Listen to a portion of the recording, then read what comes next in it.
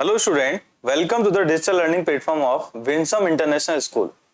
बच्चों, आज हम डिस्कस करेंगे class 11th NCERT first chapter sets. Sets बच्चों वो टॉपिक है आपका जो कि सिर्फ 11th क्लास तक सीमित नहीं रहेगा। अगर आप 11th में इसको पढ़ लेते हैं तो इसका बेनिफिट आपको क्लास 12th के अंदर मिलेगा, जिसमें आपके पास है ना कई ऐसे चैप्टर्स हैं जहां पर सेट्स की प्रॉपर्टीज, सेट्स के जितने भी रूल्स हैं वो सभी क्या होंगे, उस जगह यूटिलाइजेशन होंगे। तो बच्चों देखते हैं वो कौन कौन से चैप्टर्स हैं जिसमें सेट्स का यूटिलाइजेशन होगा in your class 12th, in your class 11th also. ठीक है, तो चलिए वो कौन कौन से चैप्टर हैं बच्चों उनकी तरफ मूव करते हैं। तो आपको इंपॉर्टेंस ऑफ सेट्स के बारे में बता देता हूं बच्चों। ये इंपॉर्टेंसी ऑफ सेट्स के अंदर मैं आपको कुछ चैप्टर्स बताऊंगा जहां पर सेट्स का रोल रहेगा। इंपॉर्टेंसी ऑफ सेट्स, ठीक है। अगर आप एक बार सेट्स को अच्छे से पढ़ लेते हैं तो आगे आने वाले चैप्टर्स में आपको दिक्कतें नहीं आएंगी। आप कंफर्टेबली वहां पर उस सेट्स के जितनी भी रूल्स हैं, प्रॉपर्टीज हैं, वो सब क्या कर सकते हैं, अप्लाई कर सकते हैं। क्लास 12th के अंदर आपको एक चैप्टर मिलता है, फर्स्ट यूनिट मिलती है बच्चों, relation and function. Relation and function, अगर आपको रिलेशन एंड फंक्शन को अच्छे से कमांड करनी है तो आपको पहले सेट्स के जितने प्रॉपर्टीज हैं, रूल्स हैं, सारी चीजें क्या करनी पढ़नी पड़ेंगी बच्चों। तो फर्स्ट तो कौन सा चैप्टर आपको मिलेगा, रिलेशन एंड फंक्शन देखने को मिलेगा, जहां पर फुली क्या होगा, सेट्स इन्वॉल्व होगा। ठीक है, अच्छा इन्वॉल्व कैसे होगा, हम सेट्स में बहुत सारी चीजें पढ़ लेते हैं। दो सेट्स को जोड़ना सीख लेंगे, सब्ट्रैक्ट करना सीख लेंगे, एंड देन है ना आगे अगर जैसे मल्टीप्लाई करने जाएंगे, प्रोडक्ट करना स्टार्ट करेंगे, चीजें किस में मूव कर जाएंगी, रिलेशन में मूव कर जाएंगी, जिसे अपन कार्टेशियन प्रोडक्ट कहते हैं। ठीक है, और उसी को मैं थोड़ा सा आगे इंप्रोवाइज करूंगा। ठीक है, आगे रिलेशन समझ में आ जाएगा तो फंक्शन भी समझ में आ जाएगा, क्योंकि रिलेशन का ही कुछ पार्ट कौन होता है, फंक्शन होता है। आगे चल के मैं आपके सामने टर्म्स बोलूंगा, सब सेट्स क्या होते हैं। ठीक है, तो वो सब चीजें कहीं ना कहीं क्या होंगी, आपको आगे समझ में आएंगी। अगर मैं कहूं कि ना फंक्शन रिलेशन का सबसेट होता है तो ये बात सही है, ठीक है, लेकिन कैसे, ये वो सब चीजें आपको समझनी पड़ेंगी। लेकिन उसमें सबसे पहले सेट्स को पढ़ना पड़ेगा, सेट्स की सारी इंफॉर्मेशन, लिखते कैसे हैं सेट्स को, समझते कैसे हैं, क्या मीनिंग निकलता है, फिर सबसेट्स क्या होते हैं, क्या प्रॉपर सेट्स होते हैं, ये सब चीजें आप लोग को अभी पढ़नी है। ठीक है, तो मैंने एक चैप्टर बताया आपको, रिलेशन एंड फंक्शन, जिसमें आपको सेट्स का फुली क्या होगा, यूटिलाइजेशन होगा। सेकेंड आपको चैप्टर, आपको फुली सेट्स इन्वॉल्व हो जाता है आपके चैप्टर प्रोबेबिलिटी के अंदर। बच्चों क्लास 12th के अंदर आपको प्रोबेबिलिटी डिटेल मिलता है, आपको 11th क्लास के अंदर भी सेट्स प्रोबेबिलिटी स्टार्ट हो जाता है। ठीक है, और कहें तो 9th 10th के अंदर भी थोड़ा थोड़ा प्रोबेबिलिटी सिखाया जाता है। 11th में आप कह सकते हैं कि ना उस लेवल पे नहीं होता जिस लेवल पे क्लास 12th के अंदर हो जाता है। तो क्लास 12th के अंदर आपका जो प्रोबेबिलिटी होता है पीक लेवल पे होता है। पीक लेवल का मतलब हो जाता है कि इसमें आपके सारी थ्योरम्स वगैरह सब क्या हो जाती हैं, यूटिलाइजेशन होती हैं। अब यहाँ पर प्रोबेबिलिटी के अंदर क्या केस बनता है, प्रोबेबिलिटी के अंदर आपने कंडीशनल प्रोबेबिलिटी देखा होगा, ए हो जाए पी की प्रोबेबिलिटी फाइंड आउट करनी है, तो उस जगह पर आपको है ना इंटरसेक्शन का, यूनियन का, ये बहुत सारे केसेस आपको मिलते हैं। इवन अगर मैं बात करूं, आप शुरुआत करेंगे तो probability of A union B से शुरुआत करते हैं। ठीक है, और उसमें बहुत सारी चीजें इन्वॉल्व होंगी। म्यूचुअली एक्सक्लूसिव केस क्या होता है, म्यूचुअली एग्जॉस्टिव केस क्या होता है, इंडिपेंडेंट इवेंट्स क्या होते हैं, बहुत सारे इवेंट्स आपको पढ़ने हैं, उन केसेस को समझना है, उसमें सेट्स फुली इन्वॉल्व होगा। ठीक है, तो चलिए बच्चों, सेट्स के बारे में मैंने बताया कि प्रोबेबिलिटी के अंदर यूटिलाइजेशन होगा। इवन ज्योमेट्री के अंदर भी क्या होता है बच्चों, आपके सेट्स का क्या होता है, यूज होता है। ठीक है बच्चों, तो मैंने कुछ आपको आइडिया दे दिया, ज्योमेट्री के बारे में आइडिया दे देता हूं बच्चों। तो ज्योमेट्री आपका स्टार्ट हो जाता है 9th और 10th क्लास के अंदर, लेकिन अगर मैं कोऑर्डिनेट ज्योमेट्री के रिस्पेक्ट में बात करूं तो 11th क्लास के अंदर ये 2D होता है, 2 डायमेंशनल होता है। ठीक है, और जैसे आप 12th में पहुंचते हैं तो ये किस में मूव कर जाता है, 3D के अंदर, और साथ के साथ फुली इन्वॉल्व होते हैं आपके कौन, कोऑर्डिनेट कार्ड। कहीं ना कहीं बात करूं तो किसी भी पॉइंट्स को रिप्रेजेंट करते समय एक्स वाई जेड कोऑर्डिनेट्स के फॉर्मेट में उसको लिखना, वो कोऑर्डिनेट ज्योमेट्री कहलाता है। उसी में 2 डायमेंशनल और उसी में 3 डायमेंशनल। तो ये 3 चैप्टर ऐसे हैं जिनमें सेट्स क्या होगा इस्तेमाल, और ये फुली है। ठीक है, मैं पहले कह देता हूं, अगर आप 12th क्लास में 11th को स्किप करके आए हैं या फिर ढंग से नहीं पढ़ के आए हैं तो फिर आपको वापस सेट्स को पढ़ना पड़ेगा। ठीक है, क्लियर। चलिए, अब मैंने थोड़ा सा इंपॉर्टेंसी ऑफ सेट्स बता दिया। आप सेट्स पढ़े उससे पहले कुछ बेसिक्स रूल्स आपको पता होने चाहिए सेट्स से पहले। ठीक है, क्या क्या पता होना चाहिए, इसमें सबसे पहले आता है आपके पास बच्चों, मैं कुछ की पॉइंट्स कह देता हूं, ऐसे पॉइंट्स जो आपको पता होने चाहिए बिफोर स्टडी द सेट्स, ठीक है। और वो की पॉइंट्स कौन कौन से हैं, उनमें सबसे पहले पता होना चाहिए इंटरवल्स। अब ये इंटरवल्स क्या होता है बच्चों, थोड़ा इंटरवल के बारे में बात करते हैं बच्चों। ये इंटरवल्स है, हमारे पास दो तरीके के इंटरवल्स हम लोग बात करते हैं। पहला इंटरवल होता है बच्चों क्लोज इंटरवल। अभी क्लोज इंटरवल क्या होता है, ओपन इंटरवल। ये ओपन इंटरवल क्या होता है, ठीक है, समझने का प्रयास करते हैं। क्लोज इंटरवल क्या होता है, ओपन इंटरवल क्या होता है। देखो, क्लोज इंटरवल का मतलब होता है, सही मायने में अगर मुझे किसी रेंज को डिसाइड करना है, कोई नंबर कहां से कहां तक है, अगर उसमें मिनिमम वैल्यू और मैक्सिमम वैल्यू, मतलब दोनों लिमिट्स, लोअर और अपर लिमिट्स, अगर दोनों अगर शामिल कर दी जाए, तो वो जो इंटरवल यूज होता है वो क्लोज इंटरवल यूज होता है। इन केस अगर मैंने रेंज तो डिसाइड करनी है, लेकिन अपना लोअर लिमिट और अपर लिमिट, समझ पा रहे हो, मिनिमम वैल्यू और मैक्सिमम वैल्यू, उनको एंड्स पॉइंट्स को मुझे शामिल नहीं करना है, तो उस कंडीशन में कौन सा इंटरवल इस्तेमाल करते हैं, ओपन इंटरवल इस्तेमाल करते हैं, ठीक है। एग्जांपल से समझते हैं। अगर मैंने आपके सामने एक एग्जांपल दिया, समझ रहा, क्या एग्जांपल दिया, x is greater than 1 less than 3 और इक्वल का साइन भी लगा हुआ है, ठीक है। आगे चल के बताऊंगा बच्चों, ये जो चीजें होती हैं आप देखते हैं इनको, है ना, ये जो सिंबल, इस तरीके का जो सिंबल है ना, इसको इनइक्वालिटी कहते हैं बच्चों। इसको क्या कहते हैं, इनइक्वालिटी कहते हैं। आगे चल के मैं ये सब बातें आपको बताऊंगा, ठीक है, क्या कहते हैं, इनइक्वालिटी कहते हैं। अब ये आपको पता होना चाहिए क्या है, ठीक है। अभी फिलहाल इंटरवल के पॉइंट ऑफ व्यू से बात कर रहे हैं, तो थोड़ा सा समझ में आना चाहिए। अगर मैं आपसे बोलता हूं x is greater than equal to 1 and less than equal to 3, तो इसका एक ही मीनिंग निकल के आता है कि भाई x कहां से कहां तक है, 1 से 3 तक है, 1 भी शामिल है और 3 भी शामिल है। अगर मैं आपसे कहूं कि इसको नंबर लाइन पे रिप्रेजेंट करो, तो नंबर लाइन पे रिप्रेजेंट करने का तरीका क्या हो जाता है, नंबर लाइन पे रिप्रेजेंट करने का तरीका हो जाता है कि आप नंबर लाइन पे कहीं ना कहीं 1 को रिप्रेजेंट कर दीजिए और 1 से कहीं आगे कौन होगा, 3 होगा।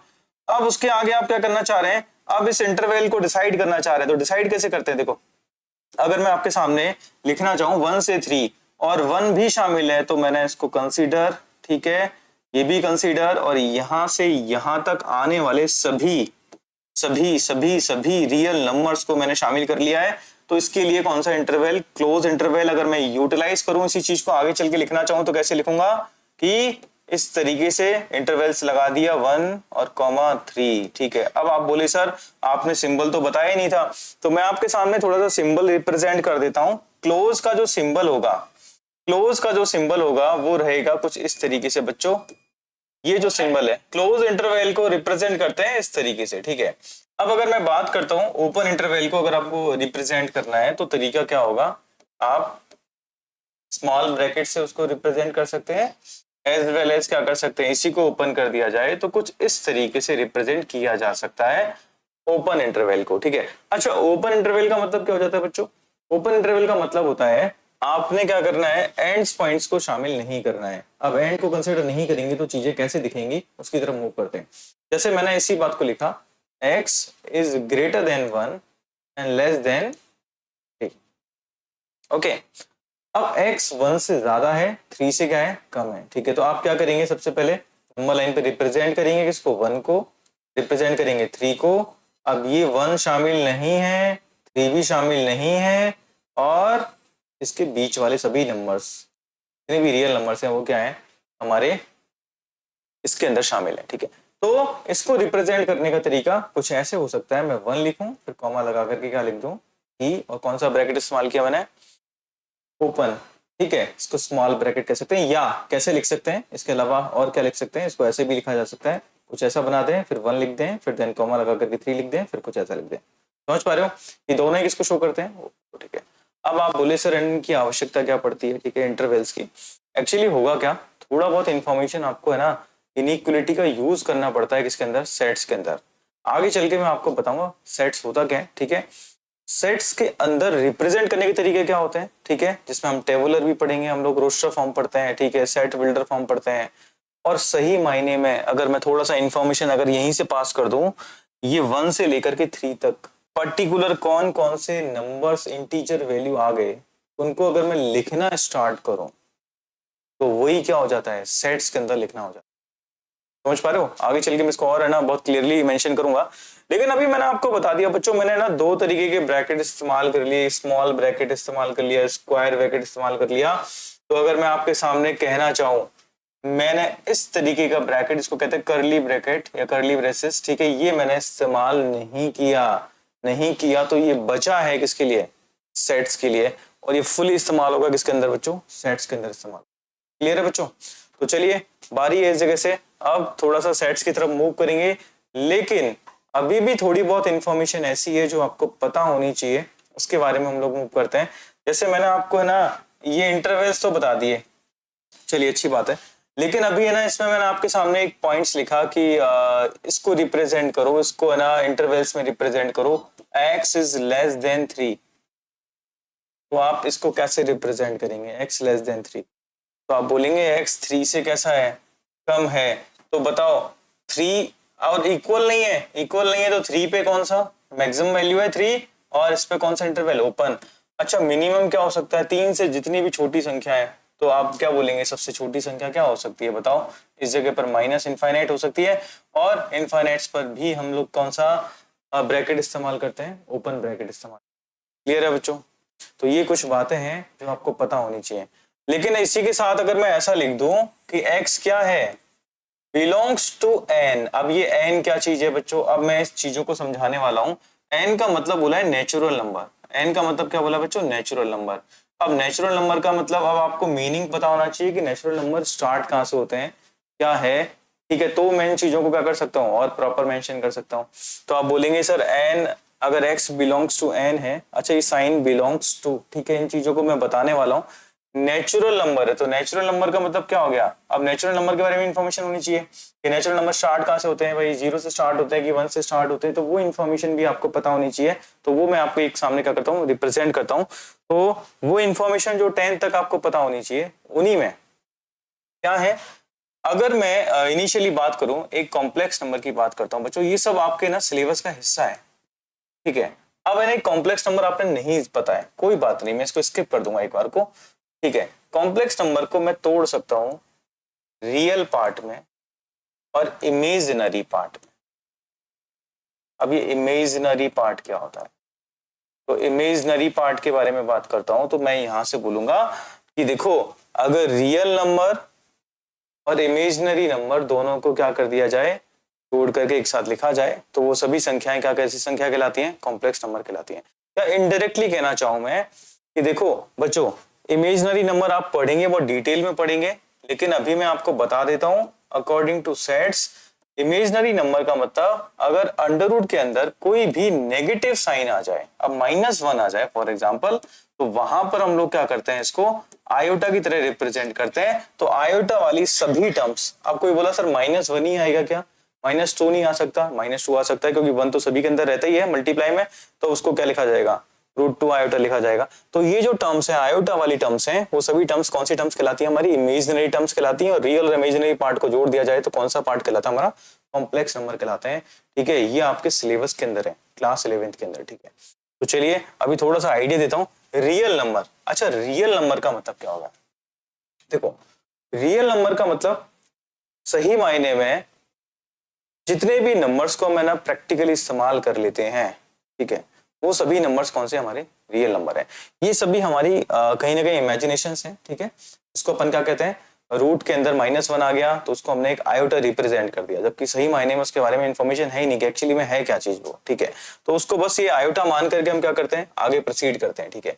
रियल नंबर सबसे इंपॉर्टेंट है। रियल नंबर को आप सबसे पहले तो R से रिप्रेजेंट करेंगे, तो ये सिंबल बहुत इंपॉर्टेंट है R, ठीक है। आगे चल के आपके सामने अगर कहीं बोलता है कि x बिलोंग्स टू R, तो दिमाग में आना चाहिए क्या चीज है। अच्छा अब रियल नंबर को अगर मैं नंबर लाइन पे रिप्रेजेंट करना चाहूँ तो क्या कहानी बनेगी, उसकी तरफ एक बार मूव कर लेते हैं, ठीक है। तो रियल नंबर का सही मतलब होता है, अगर देखो आप नंबर लाइन को थोड़ा बहुत भी जानते हैं तो बीचों बीच कौन होता है? 0। फिर 0 से अगर राइट साइड में जाते हैं तो सभी पॉजिटिव नंबर्स, लेफ्ट साइड में जाते तो नेगेटिव नंबर्स, ठीक है। तो यहाँ पर होगा क्या बच्चों, समझना ये इस जगह से कि देखो पॉजिटिव, ये सबसे बड़ी वैल्यू पॉजिटिव इनफाइनाइट, और ये सबसे छोटी वैल्यू। चलिए अब बात करते हैं कि देखो कौन कौन से नंबर इस जगह आ सकते हैं।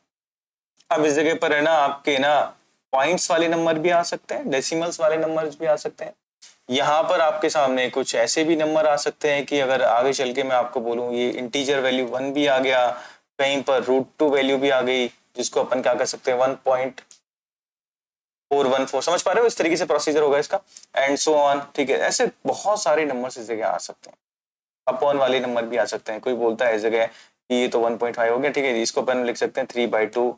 तो इस तरीके से नंबर लाइन को रिप्रेजेंट किया। अच्छा, सेम इस तरफ जाएं तो इस तरफ नेगेटिव नंबर्स आएंगे। मैंने बोला भाई माइनस का 0.1 आ सकता है, बिल्कुल आ सकता है। आगे चल के कहीं ना कहीं माइनस का √3 भी आ जाएगा, क्लियर है। और आगे इस तरीके से और इंटीजर्स वैल्यू भी आ सकते हैं, नॉन इंटीजर्स भी आ सकते हैं, डेसिमल्स भी आ सकते हैं। तो मैं थोड़ा सा ना रियल नंबर को डिटेल करना चाह रहा हूँ बच्चों। रियल नंबर सही मायने में अगर देखें तो दो पार्ट में टूटता है। एक होता है रेशनल नंबर, दूसरा होता है इरेशनल नंबर, ठीक है। उनके सिंबल्स पता होने चाहिए, उनका मीनिंग पता होना चाहिए, ठीक है। तो उसके बारे में थोड़ी सी इंफॉर्मेशन देता हूं आपको। इंफॉर्मेशन क्या है, बड़ी सिंपल है, ठीक है। देखो यहां से अगर मैं 0 से आगे तक के सभी नंबर्स को कंसिडर करना चाहूं तो इसको बोला जाएगा रियल पॉजिटिव नंबर। समझ पा रहे हो? रियल पॉजिटिव नंबर, ठीक है। ये आपके दिमाग में होना चाहिए बच्चों। अगर रियल पॉजिटिव बोला जाए इसका मतलब रियल नंबर तो है लेकिन 0 से आगे आने वाले, मतलब 0 शामिल नहीं होगा। 0 का नेचर कुछ और होता है, ठीक है। नॉन नेगेटिव नॉन पॉजिटिव होता है, ना तो पॉजिटिव होता है ना नेगेटिव होता है, ठीक है। तो इंटरवल्स के अगर पॉइंट ऑफ व्यू से बात करूं तो इंटरवल्स के पॉइंट ऑफ व्यू से क्या हो जाएगा, रियल पॉजिटिव का मतलब क्या हो जाएगा, इंटरवल्स में 0 शामिल नहीं है, आगे आने वाले सभी नंबर्स, और कहां तक, पॉजिटिव इनफाइनाइट तक। समझ पा रहे हो? अच्छा, सेम कहानी अगर कोई बोला जाए भाई यहां से कंसीडर किया जाए इन सबको, 0 को शामिल नहीं किया है स्टिल, ठीक है, तो इसको बोला जाएगा आर नेगेटिव। ये एक सिंबल होगा किसका, रियल नेगेटिव नंबर्स का। क्या होगा, रियल नेगेटिव नंबर्स का, या नेगेटिव रियल नंबर। समझ पा रहे हो? तो सिंबल आर के ऊपर कुछ नेगेटिव साइन लगा देते हैं। ये बात समझ में आई? अब कोई बोले सर इसका इंटरवल कैसे डिसाइड करेंगे, तो सबसे छोटी वैल्यू माइनस इनफाइनाइट, इनफाइनाइट्स को हमेशा ओपन इंटरवल में रखते हैं, एंड देन उसके आगे फिर कहां तक बताओ, 0 शामिल नहीं है तो 0 पर भी कॉन्स्टेंट, और नोट डाल करके, स्टार डाल करके लिखेंगे कि देखो ये जो 0 होता है बच्चों, 0 का नेचर कैसा है, नॉन नेगेटिव। ये सब चीजें आपको आवश्यकता पड़ेगी आपको आगे चैप्टर में, non negative and non positive. तो 0 सही मायने में देखें तो ना तो क्या है, धनात्मक है, ना ऋणात्मक है, ठीक है। तो 0 के बारे में 0 है, ये इंफॉर्मेशन आपको पता होनी चाहिए। ये मैंने थोड़ा सा रियल नंबर को पॉजिटिव और नेगेटिव साइड्स में बांटा। ये सिंबल्स इंपॉर्टेंट है, आर प्लस आर माइनस, ये कहीं ना कहीं इस्तेमाल होंगे आगे चल के, तो इनको आपको समझते हुए आगे बढ़ना है। चलिए बच्चों, अब बढ़ते हैं आगे। अभी रियल नंबर्स को और हम थोड़ा सा ब्रेक करेंगे किस तरीके से, उसकी तरफ मूव कर लेते हैं। रियल नंबर आर, ठीक है, ये दो पार्ट्स में बांट देते हैं इसको। अब वो दो पार्ट्स कौन कौन से हैं? पहला पार्ट होता है बच्चों आपका रेशनल नंबर, रेशनल नंबर, ठीक है, और दूसरा पार्ट होता है बच्चों आपका इरेशनल नंबर।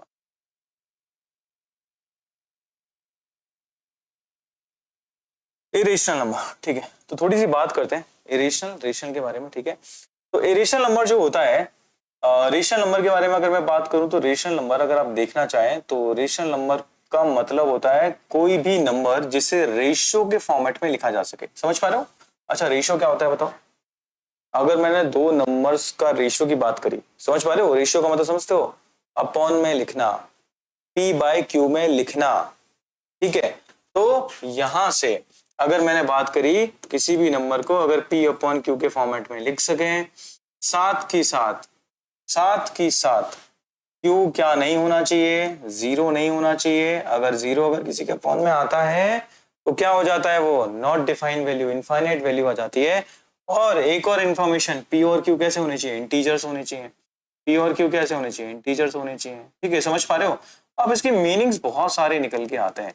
अब है ना इसके ना और डेप्थ नॉलेज के अकॉर्डिंग बात करूं तो मैं ये कह सकता हूं रेशनल नंबर का मतलब आगे चल के और डिटेल अगर मैं आपको बताना चाहूं, p/q इस फॉर्मेट को और डिटेल करना चाहूं तो मैं ऐसा बोलूंगा, ऐसे नंबर जो कि कैसे होंगे, नॉन टर्मिनेटिंग होंगे बट रिपीटिंग होंगे, नॉन टर्मिनेटिंग बट रिपीटिंग। अगर आप डिवाइड करने जाते हैं तो क्या हो जाएगा बच्चों, या तो भाग जाएगा पूरा पूरा, नहीं जाएगा तो रिपीट होगा, ठीक है। या दूसरा केस क्या होगा, टर्मिनेटिंग होंगे। टर्मिनेटिंग का मतलब क्या हो गया, भाग चला ही गया पूरा पूरा, ठीक है। तो ये दो केसेस होते हैं, नॉन टर्मिनेटिंग बट रिपीटिंग, दूसरा केस क्या हो जाता है, टर्मिनेटिंग। एग्जाम्पल के तौर पर अगर मैं आपको बताऊं रेशनल नंबर के बारे में थोड़ी सी इन्फॉर्मेशन बता देता हूँ, ठीक है। अगर मैंने आपके सामने लिखा कहीं पर 1/2, अगर आप डेफिनेशन को देखना चाहें तो पी अपॉन क्यू के फॉर्मेट में है, बिल्कुल है। क्यू जीरो नहीं है, पी और क्यू इंटीजर है, बिल्कुल सही बात है। लेकिन आप डिवाइड करते हैं तो कितना आ जाता है, 0.5 आता है, मतलब टर्मिनेट हो गया। अगर इसी तरीके से बात करूं 1/3, तो 1/3 1 में 3 से डिवाइड करते हैं तो पी और क्यू, पी अपॉन क्यू के फॉर्मेट में, क्यू जीरो नहीं है, बिल्कुल सही बात है, पी और क्यू इंटीजर है, मेरा काम चल गया। लेकिन अगर आगे चल के मैं इसको अगर डिवाइड करना चाहूँ तो 0.333333, समझ पा रहे हो, ये ना खत्म नहीं होता, कंटिन्यूसली चलता रहता है, ठीक है। तो अगर नॉन टर्मिनेटिंग है तो क्या होगा, रिपीट होगा, ठीक है। ये थोड़ा सा आपको पॉइंट दिमाग में रखना, क्लियर। चलिए इरेशनल मैं थोड़ी सी बातें बता देता हूँ उस जगह से। सिंबल सिंबल सिंबल सिंबल बहुत इंपॉर्टेंट है। रेशनल का सिंबल होता है बच्चों क्यू, क्यू से रिप्रेजेंट करते हैं किसको, रेशनल नंबर को। तो इरेशनल नंबर को क्यू लगा देते हैं, उसके ऊपर बार लगा देते हैं, ठीक है, या फिर क्यू नॉट भी बोलते हैं इसको। इससे आपको समझ में आता है ऐसे नंबर जो रेशनल नहीं है, रेशनल नहीं है, it mean they can not be written in the form of P upon Q, P upon Q के फॉर्मेट में नहीं लिख सकते, साथ के साथ नहीं लिख सकते। तो ऑब्वियस ही बात है जो रेशनल नहीं है वो कौन होगा, इरेशनल होगा। लेकिन और थोड़ा सा अगर डेफिनेशन को मूव करना चाहें तो कह सकते हैं कि देखो non terminating and non repeating, ठीक है। ये कहीं ना कहीं आपके सामने क्या हो जाएगा, एक केस हो जाता है non terminating and non repeating. अब आपके सामने ना एक इंटीजर करके पॉइंट आया है बच्चों, इंटीजर क्या होता है, तो थोड़ा इंटीजर्स की तरफ मूव करेंगे हम लोग, लेकिन उससे पहले कुछ बातें और सीख लेते हैं। Non terminating and non repeating, तो मैंने एग्जांपल के तौर पर √2 हो गया, √3 हो गया, समझ पा रहे हो। इनके अपॉन में 1 लिख भी दूंगा तो ये दोनों इंटीजर्स नहीं है, नहीं है तो इसका मतलब ये हमारे रेशनल नंबर नहीं है। आप इसके नीचे 1 लिख सकते हैं, आपको पी अपॉन क्यू नजर आ रहा है, लेकिन ये पी अपॉन क्यू इसलिए कंसिडर नहीं किया जाएगा क्योंकि पी और क्यू कैसे होने चाहिए, इंटीजर वैल्यू होने चाहिए, जिसमें है ना, चलो क्यू को तो मैंने क्या मान लिया, एक बार को डिनोमिनेटर को तो मैंने इंटीजर मान लिया है, ऑब्वियस सी बात है, लेकिन ऊपर वाला इंटीजर वैल्यू नहीं है। दैट्स व्हाई इंटीजर का मतलब क्या होता है, इसमें डेसिमल नहीं आएगा, ठीक है, उसको मैं आगे एक्सप्लेन करूंगा, ठीक है। तो इस तरीके के जो सिंबल्स हैं, ठीक है, अब आपके सामने है ना इस जगह पाई भी आता है, और अगर एक इंफॉर्मेशन और दूं तो यहाँ पर एग्जाम्पल के तौर पर 1/2 1/3 मैंने लिख दिया था, 22/7 कौन सा नंबर होगा आपका, रेशनल नंबर होगा, ठीक है। इनके बीच में एक कनेक्शन होता है। इसमें क्या होता है बच्चों, अगर 22 को आप 7 से डिवाइड करते हैं तो नॉन टर्मिनेटिंग है, बिल्कुल सही बात है, लेकिन है ना एक पेयर्स क्या होता है, रिपीट होता है, ठीक है। और एक और बात, पाई और 22/7 इक्वल नहीं होते, ये अप्रोक्सीमेटली इक्वल होते हैं, ठीक है, ये बात दिमाग में रखना है, बराबर नहीं होते, ये लगभग बराबर होते हैं, ठीक है। तो मैंने थोड़ी सी इंफॉर्मेशन दी आपके सामने रेशनल का, इरेशनल का, ठीक है। अब बात करते हैं रेशनल नंबर को और तोड़ना स्टार्ट करते हैं, ठीक है। अब ये जो रेशनल नंबर है बच्चों आपने पढ़े, क्यू से रिप्रेजेंट करते हैं, सिंबल बहुत इंपॉर्टेंट है क्योंकि आपके सामने सेट्स के अंदर ये सिंबल्स ही आएंगे, ठीक है। इन्हीं चीजों को, जैसे मैंने अगर क्यू कहीं लिख दिया, कहीं मैंने आर प्लस लिख दिया, आर माइनस लिख दिया, तो पूरी फाइल आपके दिमाग में ओपन हो जानी चाहिए कि भाई कहां से कहां तक, ठीक है, समझ पा रहे हो। नेक्स्ट, और इवन आगे चल के जब आप सेट सबसेट्स पढ़ेंगे तो वहां पर भी इनका रोल है। अगर कोई आपसे पूछता है कि रेशनल नंबर इज सबसेट, आगे चल के पढ़ेंगे, सबसेट ऑफ रियल नंबर, तो ये यस है कि नो, ये आपको डिसाइड करना है। ये सारी इंफॉर्मेशन कहां से होनी चाहिए, नंबर्स के बारे में इंफॉर्मेशन होगी तभी पता चलेगा, ठीक है।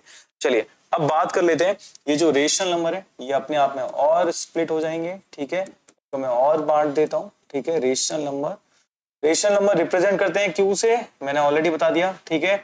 अच्छा देखो, इसमें भी है ना कहीं क्या होता है, एक पार्ट आ जाता है आपका फ्रैक्शंस का और दूसरा पार्ट आ जाता है अपना इंटीजर्स का।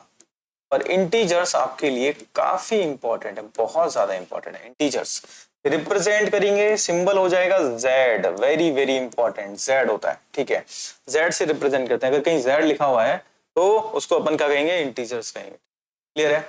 आगे चल के आप जैसे जैसे आगे बढ़ेंगे, ठीक है, कॉम्प्लेक्स नंबर को भी कहीं ना कहीं जेड से रिप्रेजेंट किया जाता है, लेकिन वो एक अलग केस है, ठीक है। तो अगर मैं नंबर्स के पॉइंट ऑफ व्यू से बात करूं तो जेड इसको शो करेगा, इंटीजर वैल्यू को, ठीक है, क्लियर है। यहां पर अब है ना इंटीजर्स को समझना स्टार्ट करते हैं। इंटीजर्स का मतलब जिसमें डेसिमल नहीं होगा, नॉन डेसिमल वैल्यू। अच्छा, नॉन डेसिमल का मतलब यहाँ पर होगा क्या, कोई दशमलव नहीं आएगा, पॉइंट्स वाली चीजें आएंगी नहीं। जब पॉइंट्स वाली चीजें नहीं आएंगी तो उन सबको क्या कह दिएगा, इंटीजर्स कह दिएगा। फ्रैक्शन में पॉइंट्स वगैरह आ सकते हैं, ठीक है। तो यहाँ पर मैं इसको नंबर लाइन पे रिप्रेजेंट करना चाहूँ तो बीचों बीच कौन होगा, 0। राइट साइड में मैं चला गया, ठीक है, तो ये पॉजिटिव इनफाइनाइट हो गया, और लेफ्ट साइड में आया तो नेगेटिव इनफाइनाइट हो गया। अब 0 के आगे क्या होगा, 1, देन 1 के आगे क्या होगा, 2, 2 के आगे कौन होगा, 3, 3 के आगे कौन होगा, 4। क्या यहाँ पर 3.1, 3.2, 3.4, 3.5 आ सकते हैं? बिल्कुल नहीं आएंगे। क्यों नहीं आएंगे? क्योंकि कौन सा नंबर पढ़ रहे हैं हम, इंटीजर्स पढ़ रहे हैं। इंटीजर का मतलब नॉन डेसिमल वैल्यू, ठीक है, क्लियर है। तो सेम कहानी यहाँ पर -1, -2, -3 एंड सो ऑन, क्लियर। तो यहां से मैं आपको एक इंफॉर्मेशन दूंगा बच्चों कि देखो ये जो सभी नंबर्स हैं, ये सभी नंबर्स क्या कहलाएंगे, मेरे इंटीजर्स वैल्यू कहलाएंगे। और इंटीजर्स वैल्यू को थोड़ा सा और मैं आगे पार्ट करना चाहूँ तो देखो ये यहां से लेके यहां तक का, ठीक है, समझ रहे हैं इस चीज को। इसको मैं क्या कह सकता हूँ, पॉजिटिव इंटीजर्स कह सकता हूँ, जिसका मतलब z पॉजिटिव हो गया, पॉजिटिव इंटीजर्स, ठीक है, positive integers, clear. Positive integers z positive से रिप्रेजेंट किए जाते हैं, एज वेल एज इसका नाम और लिखना चाहें। देखो ये बताओ, 1 से कंसीडर किया जा रहा है सही मायने में तो, ठीक है, और 1 से लेकर आगे तक आने वाले सभी इंटीजर्स वैल्यू का एक और नाम होता है, उसे अपन क्या कहते हैं, नेचुरल नंबर भी कहते हैं। इसको क्या कहते हैं बच्चों, नेचुरल नंबर। अब बात आई नेचुरल नंबर, अभी तो कंफ्यूजन हो गया, नेचुरल नंबर और पॉजिटिव इंटीजर में कोई डिफरेंस होता है क्या, ठीक है। तो देखो इंटीजर्स होते हैं, positive integers starting from where, 1 से स्टार्ट होंगे, क्योंकि है ना 0 का नेचर कैसा होता है, नॉन नेगेटिव नॉन पॉजिटिव।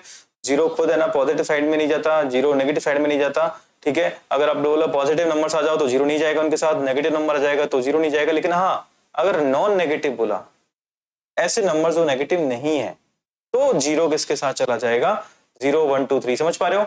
तो ये कहीं ना कहीं केस आपको दिमाग में रखना है। आगे चल के नेचुरल नंबर रिप्रेजेंट करते हैं, कैपिटल एन से रिप्रेजेंट करते हैं, ये दिमाग में रखना। नेचुरल नंबर पॉजिटिव इंटीजर दोनों का मतलब क्या है, सेम है, क्लियर। अब आगे बात करते हैं इस जगह से। अगर आपने बोला कि देखो -1 से लेकर के आगे तक के नंबर्स को अगर मैं कंसीडर करना चाहूं तो मैं क्या लिखूंगा, इसको नेगेटिव इंटीजर्स, समझ पा रहे हो। अब ये नेगेटिव इंटीजर्स क्या होता है बताओ।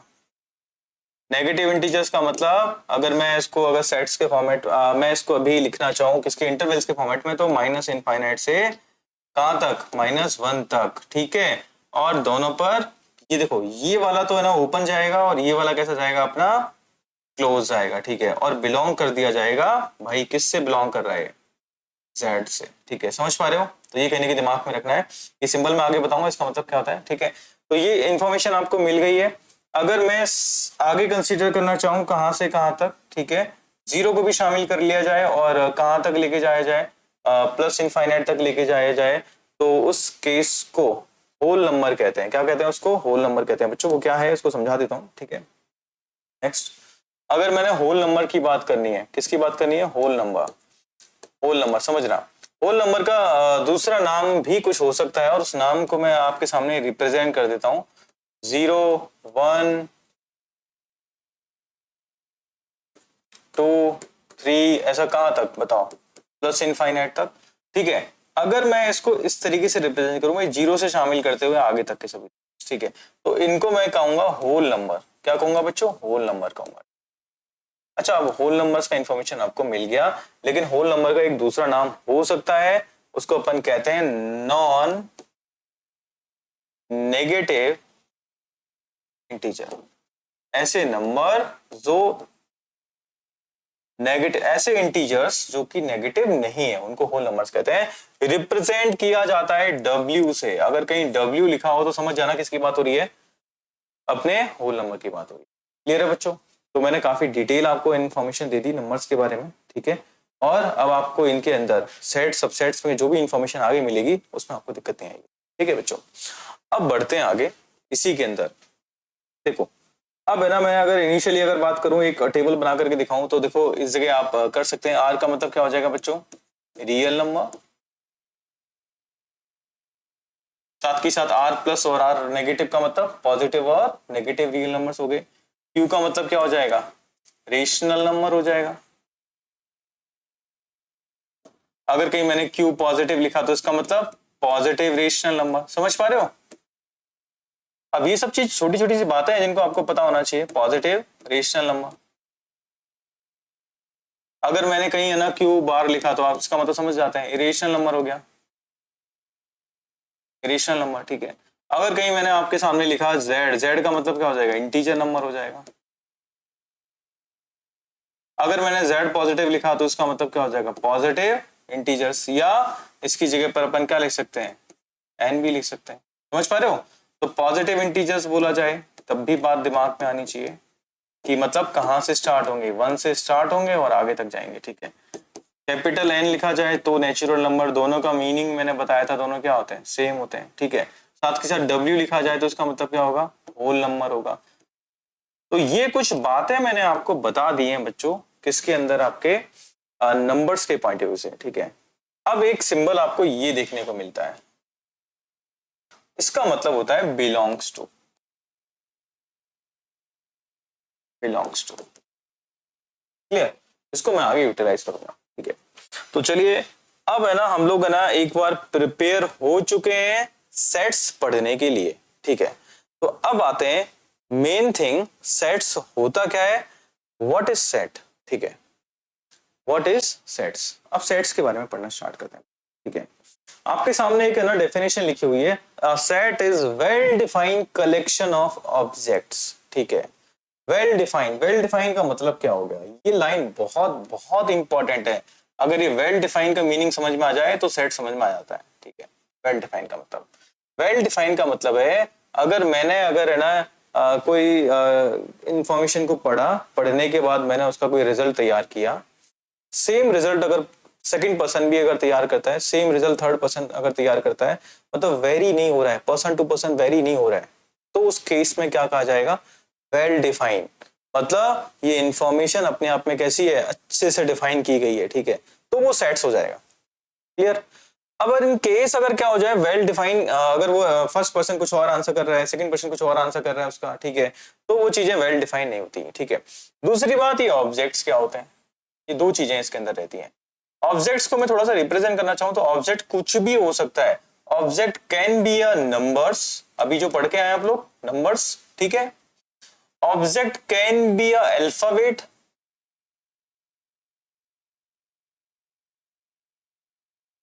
Object can be a noun, कोई भी। अब वो नाउन बोलने का मतलब समझ पा रहे हो? नाउन बोलने का मतलब क्या हो गया? अब वो हो सकता है वो किसी का नेम हो सकता है कोई प्लेस हो सकता है कुछ और हो, ठीक है। और हायर मैथमेटिक्स में बात करूं तो इसके बारे में अगर बात करूं तो फंक्शन, फंक्शन ये वेरी इंपॉर्टेंट, ठीक है। यहाँ फंक्शन भी आ सकता है कोई भी, ठीक है। क्लियर? तो ये कहीं ना कहीं खास बात है ऑब्जेक्ट्स के अंदर, ये पता होना चाहिए। वेल डिफाइंड का मतलब, well defined it mean does not vary, ठीक है, from person to person, does not vary from person to person, ठीक है। ये लाइन काफी इंपॉर्टेंट है, पर्सन टू पर्सन, ठीक है। चलिए मैं थोड़ा सा इसको एक्सप्लेन करता हूं, ठीक है। एक एग्जांपल दिया मैंने, समझ रहा, एक पर्सन ने आपसे बोला कि एक काम करो, टॉप 3 क्रिकेटर्स लिखो, चलो top 3 cricketers of world, world cricket, समझ पा रहे हो? टॉप 3 क्रिकेटर्स, ठीक है। अब टॉप 3 क्रिकेटर्स में क्या क्या हो सकता है, ठीक है। अगर मेरे से पूछा जाए तो देखो मैं क्या आंसर कर सकता हूँ, मुझे लगेगा कि भाई फर्स्ट पर्सन कोई पर्सन बोलेगा कि ना सचिन तेंदुलकर उस लिस्ट में होनी चाहिए, SRT, सचिन रमेश तेंदुलकर, ठीक है। फिर किसी ने बोला कि सर नेक्स्ट कौन हो सकता है? महेंद्र सिंह धोनी हो सकता है। फिर किसी ने बोला कि सर वो ब्रायन लारा को भी हम शामिल कर सकते हैं, ठीक। अगर फिर सेम सेकंड पर्सन से पूछा, अब वो कहीं ना कहीं क्या करता है कि ना ऑस्ट्रेलिया को सपोर्ट करता है, ऑस्ट्रेलिया का फैन है, ठीक है, तो कहीं ना कहीं क्या करेगा, उसको ऐसा लगेगा कि भाई रिकी पॉन्टिंग को होना चाहिए, ठीक है, डॉन ब्रेडमैन को होना चाहिए, ठीक है, और किसी और प्लेयर का नाम उसने कंसीडर कर दिया, ठीक है। समझ पा रहे हो? इसका मतलब क्या है, अगर मैंने टॉप 3 क्रिकेटर्स अगर मैंने बोला तो उस कंडीशन में पर्सन टू पर्सन रिजल्ट्स क्या आ रहे हैं मेरे पास? डिफरेंट डिफरेंट आ रहे हैं। पर्सन टू पर्सन रिजल्ट्स क्या आ रहे हैं मेरे पास? डिफरेंट डिफरेंट आ रहे हैं, ठीक है। रिकी पॉन्टिंग हो गया, डॉन ब्रेडमैन हो गया, मैथ्यू हेडन हो गया, समझ पा रहे हो। तो है ना, यहाँ पर कहीं कोई डिफाइन नहीं है, ठीक है। किसी ने अगर और किसी प्लेयर्स का नाम लिख देगा तो आप देख पा रहे हैं पहला पर्सन कुछ और आंसर कर रहा है, दूसरा पर्सन कुछ और आंसर कर रहा है, तीसरा पर्सन कुछ और आंसर कर रहा है, ठीक है। तो उस हिसाब से मेरे आंसर्स क्या हो रहे हैं, चेंज हो रहे हैं। तो ये मेरा सेट्स नहीं है, ये मेरा सेट नहीं है। क्लियर। हाँ, अगर मैं ऐसे बोल दूं top 3 cricketers who makes highest centuries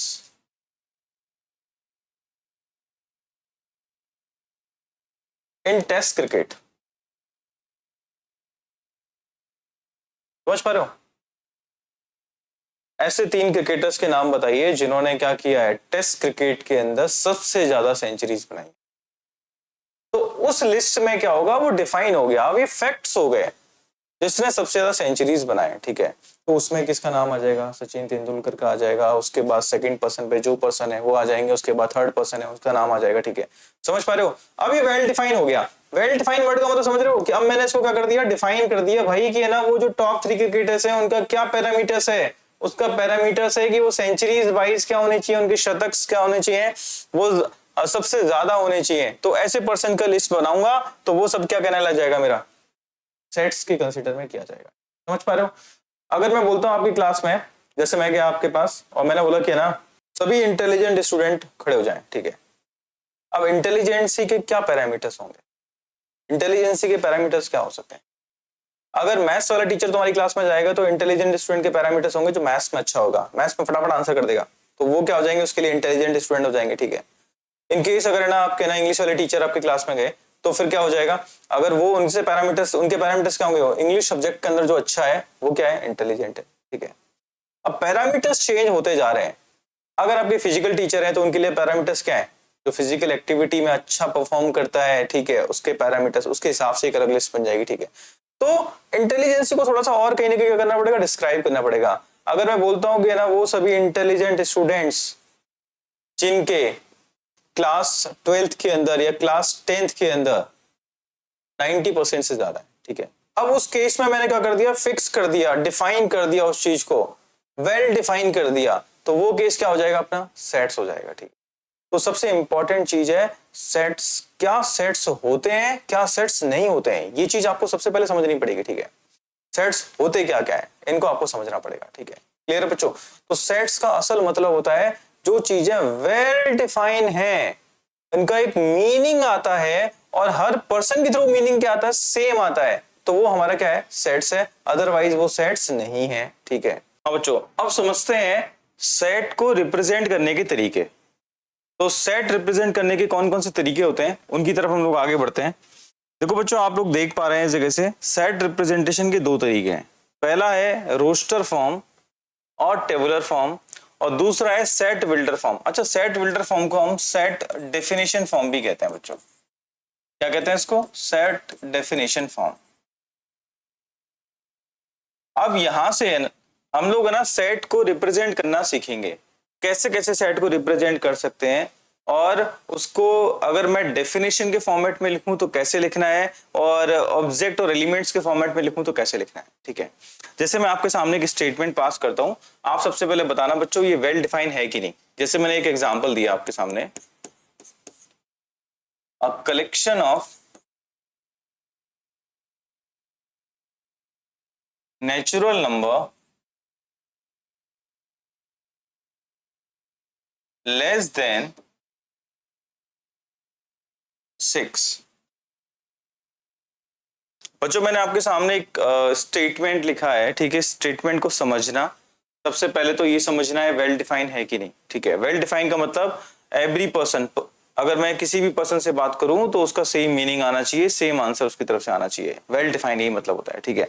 तो collection of natural number less than 6, ऐसे नेचुरल नंबर जो कि किससे कम है, 6 से कम है। अच्छा, 6 से कम कौन कौन से हो सकते हैं बताओ, अगर समझना चाहूं तो। नेचुरल नंबर मैंने आपको लास्ट क्लास में बहुत डिटेल बताया था। नेचुरल नंबर स्टार्ट कहां से होते हैं, 1 से स्टार्ट होते हैं, 1, 2, 3 और आगे तक जाते हैं, कहां तक, इनफाइनाइट तक। यस और नो। ये बात आपको मैंने प्रीवियस सेशन में बताई थी। अब प्रीवियस सेशन का मतलब जो लास्ट मैंने अभी पिछला करवाया है, ठीक है। अगर मैं इस जगह से बात करूं तो देखो collection of natural number less than 6, तो यहां पर आप 6 से कम वाले नेचुरल नंबर, तो देखो 6 से कम में कौन कौन हो सकता है? 1 हो सकता है, 2 हो सकता है, 3 हो सकता है, 4 हो सकता है, 5 हो सकता है, 6 कंसीडर किया जाएगा। अगर लेस देन इक्वल होता तो 6 को भी कंसीडर करते। 6 से कम का मतलब सिर्फ 5 तक रहेगा। अब बात आती है कि सर क्या ऐसे छोड़ देंगे इसको? तो मैंने आपको बताया था बच्चों, इंटरवल्स बताए थे। इंटरवल्स में हमने ना स्मॉलर ब्रैकेट को इस्तेमाल कर लिया था और स्क्वायर ब्रैकेट को भी। तो मैंने बोला था करली ब्रैकेट बचा हुआ है, करली ब्रेसेस बचे हुए हैं, तो यहां पर मैं क्या इस्तेमाल करने वाला हूं? करली ब्रैकेट्स, ठीक है, करली ब्रेसेस। तो यहां से देखो एक बात, सेट को रिप्रेजेंट किया गया है इसके अंदर, देखो गौर से देखो, ये कौन सी ब्रैकेट है? करली ब्रैकेट, ठीक है। और यहां से इस सेट का कुछ नाम दे दिया जाएगा। अब नाम मैं कोई भी नाम दे सकता हूं अल्फाबेट के अंदर ABCD, लेकिन जो भी नाम दिया जाए वहां पर वो कैपिटल में होना चाहिए फर्स्ट ऑफ ऑल, ठीक है। तो ये जो मैंने रिप्रेजेंटेशन किया है, ये मैंने क्या कर दिया? टेबुलर, मतलब कहीं ना कहीं क्या है, ऑब्जेक्ट्स को सीधे सीधे लिखा है और एक टेबल के फॉर्मेट में लिख दिया है। तो ये जो फॉर्मेट होता है वो रोस्टर फॉर्मेट और टेबुलर फॉर्म होता है, ठीक है। तो ये जो एग्जांपल रहेगा, ये जो रिप्रेजेंटेशन रहेगा, वो किसको शो कर रहा है बच्चों? ये रिप्रेजेंटेशन कर रहा है किसको? रोस्टर फॉर्म को। क्लियर है? अच्छा, इस जगह से 2-3 बातें आपको दिमाग में रखनी है। पहला क्या नोट डाल के लिखना है कि नोट डाल करके ये लिखना है बच्चों, सबसे पहले तो देखो सेट का जो नेम होगा, जो भी सेट का आप क्या करेंगे? नेम लिखेंगे। तो नेम ऑफ सेट कैसा होना चाहिए? कैपिटल लेटर में। नेम ऑफ सेट कैसा होना चाहिए बच्चों? कैपिटल लेटर में। नेम ऑफ सेट ऑलवेज किस में होना चाहिए? कैपिटल लेटर में। तो ये बात आपको दिमाग में रखनी है, कैपिटल लेटर। अब ABCD कुछ भी रखिए, लेकिन कैसा होना चाहिए? कैपिटल लेटर होना चाहिए, ठीक है। दूसरी बात, ये जो 1, 2, 3, 4, 5 है, इन सभी को मैं कह सकता हूं एलिमेंट्स। ये सभी क्या है बताओ? अगर मैं इनके बारे में बात करूं, 1, 2, 3, 4, 5, ये सभी क्या है? एलिमेंट्स हैं। और एलिमेंट्स को सेपरेट किया जाता है बाय कॉमा, ठीक है। तो दूसरा नोट क्या हो जाएगा? Elements are separated by comma. Elements are separated by comma. बीच में आपको कॉमा लगाना पड़ेगा। क्लियर है? अगर आप इस जगह कॉमा नहीं लगाते हैं तो ये 12 कंसीडर किया जाएगा। अगर पूरे में कॉमा नहीं लगाते तो ये आपके पास 1, 2, 3, 4, 5 12,345, ये एक पर्टिकुलर एलिमेंट्स आपका क्या किया जाएगा? कंसीडर किया जाएगा। क्लियर है? अच्छा, अब इसके आगे एक और बात आपको दिमाग में रखनी है। अगर मैं क्या करता हूं, यहां पर 1 को 2 टाइम्स लिख देता हूं, अगर मैं 1 को कितनी बार लिख दूं? 2 बार लिख दूं, तो भी सेट में से कितनी बार कंसीडर किया जाएगा? सिर्फ एक बार कंसीडर किया जाएगा, ठीक है। तो यहां पर आप रिपीट कर सकते हैं, लेकिन वो कंसीडर कितनी बार किया जाएगा? सिर्फ 1 टाइम्स कंसीडर किया जाएगा। क्लियर है? इसका मतलब नंबर ऑफ एलिमेंट्स चेंज नहीं होते जब हम टर्म्स को क्या कर देते हैं? रिपीट कर देते हैं। तो ये चीज मैं आगे बताऊंगा इन द फॉर्म ऑफ कार्डिनलिटी, लेकिन अभी मैं जनरली बता देता हूं, अगर आप कोई टर्म रिपीट कर देते हैं तो भी वो क्या होता है? 1 टाइम कंसीडर किया जाता है। अगर एक ही अवयव को आप 2 बार लिख दें, एक ही एलिमेंट्स को 2 बार लिख दें, तो भी उसको एक ही बार कंसीडर किया जाएगा। तो repetition does not affect the cardinality. Repetition does not affect the cardinality. Cardinality मतलब नंबर ऑफ एलिमेंट्स।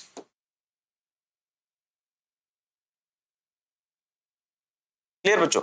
तो ये 2-3 बातें आपके दिमाग में रखनी है आपको।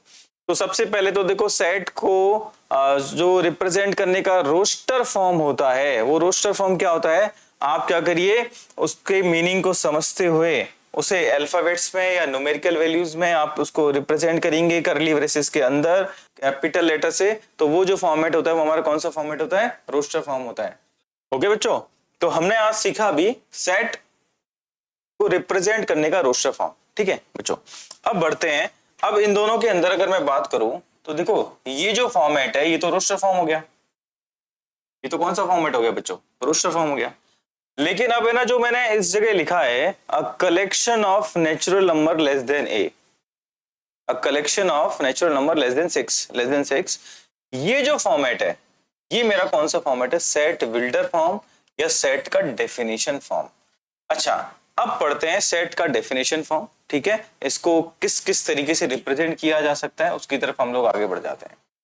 तो सेट का डेफिनेशन फॉर्म क्या कहता है, देखो अब ये जो आपके सामने लिखा है ना collection of natural number less than six, ठीक है, मैं इसको बहुत प्रॉपर तरीके से लिख देता हूं। मैंने बोला कि भाई देखो इसका कुछ नाम दे देते हैं, कैपिटल ए और किसके अंदर लिख दिया, क्लियर है। तो ये कौन सा फॉर्मेट हो गया मेरा, सेट विल्टर फॉर्म हो गया, सेट का डेफिनेशन फॉर्म हो गया, ठीक है। लेकिन इसका है ना सिर्फ एक ही तरीका नहीं होता, इसका एक और तरीका होता है, ठीक है।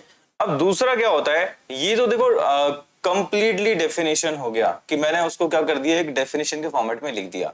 अब आप बोले नहीं सर थोड़ा सा कहीं ना कहीं मैथमेटिकली लिखिए, तो मैं लिखूंगा इसके अंदर कि देखो ये है ना उन सभी नंबर्स का सेट है, मतलब इस जगह मैं एक एलिमेंट्स मानूंगा x सही मायने में क्या है, इस सेट का क्या है, एक एलिमेंट है और कुछ इस तरीके से है कि x बिलोंग्स टू क्या है, कैपिटल एन, कैपिटल एन का मतलब नेचुरल नंबर से बिलोंग करता है, और x क्या है, लेस देन क्या है 6। अब इसको मैंने बंद कर दिया तो इसका मतलब क्या हो गया, सिमिलर है ना जो डेफिनेशन लिखा हुआ था उसी को मैंने इस तरीके से क्या कर दिया, रिप्रेजेंट कर दिया, क्लियर है। तो इसको रिप्रेजेंट करते हैं x सच दैट, ये जो सिंबल है बच्चों सच दैट का मतलब ये कुछ इस तरीके से है। x पहली बात तो क्या है, इसको समझना चाहें तो x क्या है, इस सेट का एक अवयव है या set of all x such that x belongs to n and x is less than 6। इसका मतलब क्या हो गया, x belongs to n, फिर आगे क्या बोला, x less than 6, क्लियर। अब है ना इन सब ने ना अपने आप को क्या कर दिया, डिफाइन कर दिया और इसकी मीनिंग को क्या कर दिया, प्रॉपर क्या कर दिया, समझा दिया, ठीक है। तो देखो सेट बिल्डर फॉर्म या सेट डेफिनेशन फॉर्म, ये दोनों के दोनों जो फॉर्म है ये किसको रिप्रेजेंट कर रहे हैं, सेट बिल्डर फॉर्म को ही रिप्रेजेंट कर रहे हैं, क्लियर है बच्चों। एक दो एग्जाम्पल्स और देखते हैं, ठीक है, आप नंबर्स पढ़ के आए तो मेरे हिसाब से कहीं कोई दिक्कत नहीं, ठीक है। चलिए कैसे कैसे समझते हैं। एक मैंने सेट लिख दिया है B, set of natural number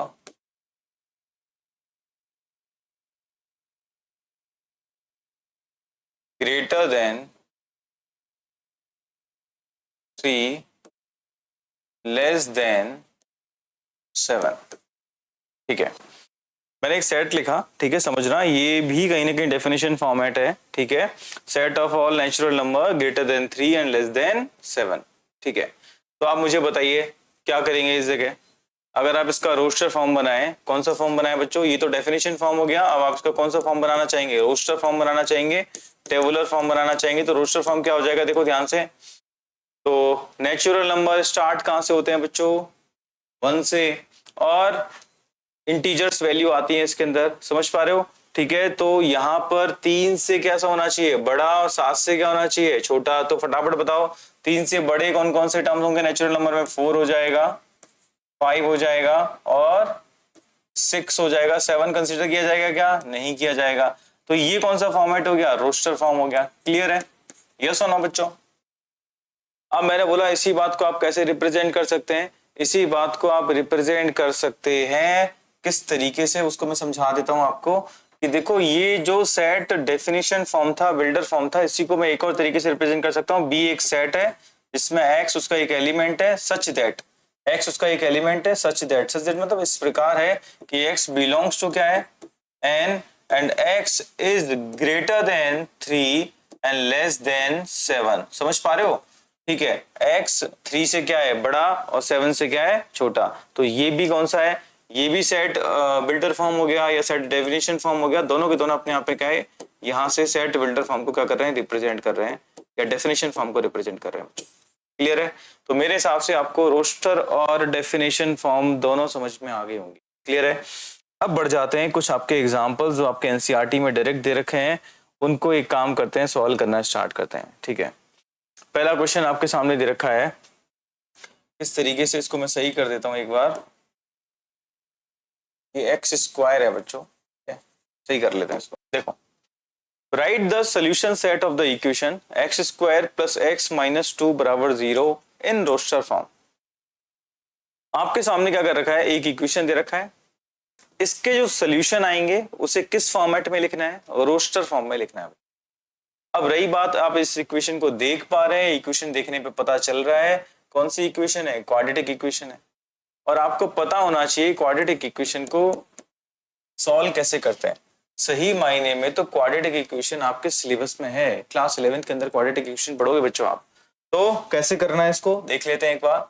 x square plus x minus 2 बराबर 0, इसके जो सोल्यूशंस आएंगे, इसके जो रूट्स आएंगे वो हमारे क्या है बताओ, सेट्स के अंदर लिखना है, और वो भी कौन से फॉर्मेट में, रोस्टर फॉर्म में लिखना है। ठीक है, तो क्लियर, इसको बढ़ा देते हैं आगे।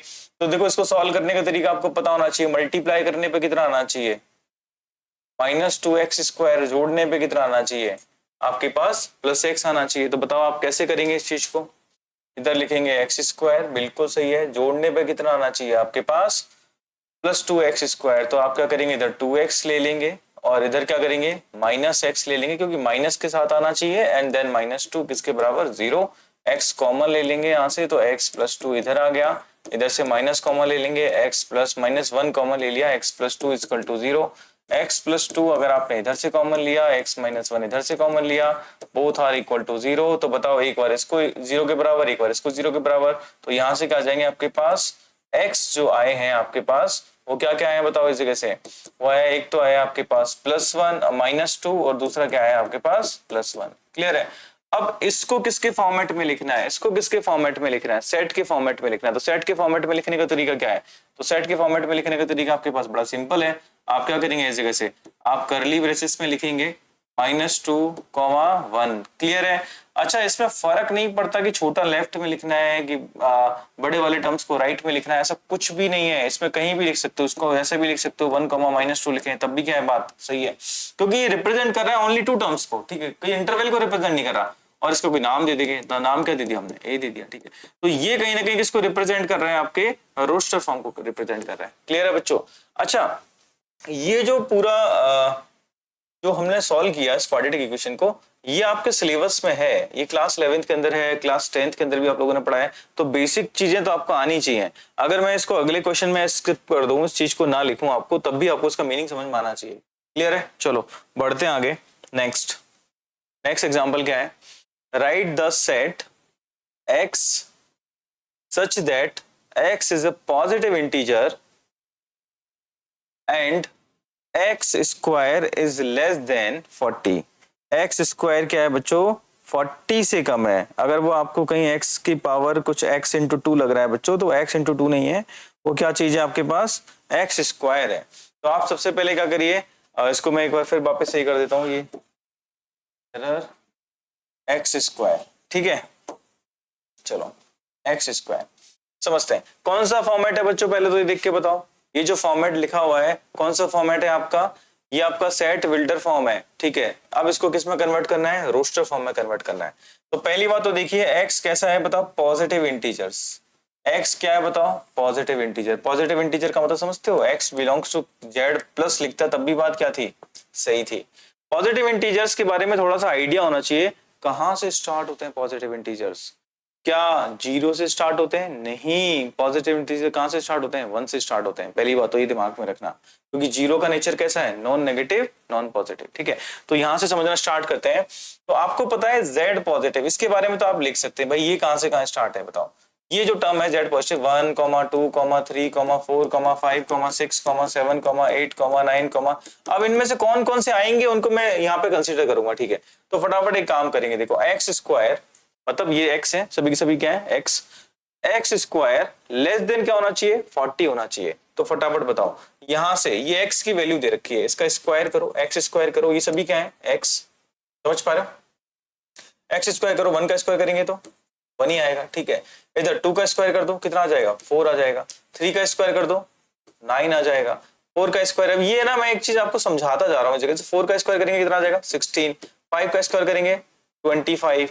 6 का स्क्वायर करेंगे 36। 7 का स्क्वायर करेंगे 49। अब आप मुझे बताइए यहाँ पर इसने जो कंडीशन दी है, कंडीशन क्या कहती है, एक्स स्क्वायर क्या होना चाहिए 40 से कम होना चाहिए। तो देखो यहाँ पर एक्स स्क्वायर, देखो ये एक्स स्क्वायर 1 40 से कम है, बिल्कुल सही है। 4 40 से कम है, 9 भी 40 से कम है, 16 भी 40 से कम है, 25 भी 40 से कम है, 36 भी 40 से कम है, 49 कंसिडर नहीं किया जाएगा। इसके आगे आने वाले सभी कंसिडर नहीं किए जाएंगे। क्लियर है? इसका मतलब अगर मैं इस जगह सेट बनाना चाहूं तो सेट क्या आएगा बच्चों, यहाँ पे आएगा 1, 2, 3, 4, 5, 6। ये वो सभी एलिमेंट्स हैं, ये सभी वो x की वैल्यूज को रिप्रेजेंट कर रहे हैं जहां पर x स्क्वायर क्या है 40 से कम है बच्चों। तो ये क्या हो जाएगा हमारे इस सेट का क्या हो जाएगा, रोस्टर फॉर्म के फॉर्मेट में क्या हो जाएगा, हम लिख सकते हैं इसको। ठीक है, अब नाम कुछ भी दे सकते हो, कोई फर्क नहीं पड़ेगा।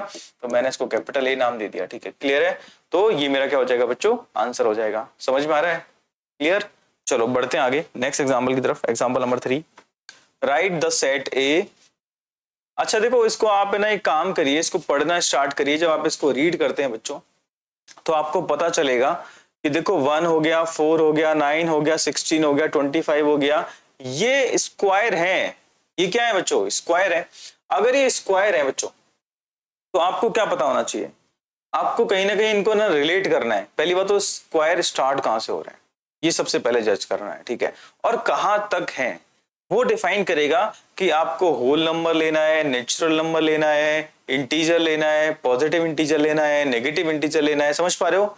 तो ये मुझे किसके फॉर्मेट में लिखना है, सेट बिल्डर फॉर्म में लिखना है, सेट डेफिनेशन फॉर्म में लिखना है। तो सेट डेफिनेशन फॉर्मेट बड़ी सिंपल होती है बच्चों।